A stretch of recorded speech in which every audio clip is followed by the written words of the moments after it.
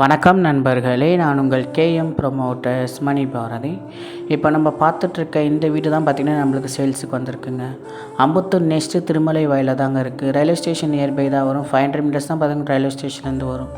செந்தில் நகர் அப்படின்னு சொல்லுவாங்க. South east கார்னரில் தான் பார்த்திங்கன்னா உங்களுக்கு அவைலபிளாக இருக்குது. ஒரு பக்கம் உங்களுக்கு ஒரு 40 அடி ரோடும், இன்னொரு பக்கம் பார்த்திங்கன்னா உங்களுக்கு ஒரு 30 அடி ரோடுன்ற மாதிரி அவைலபிளாக இருக்குது.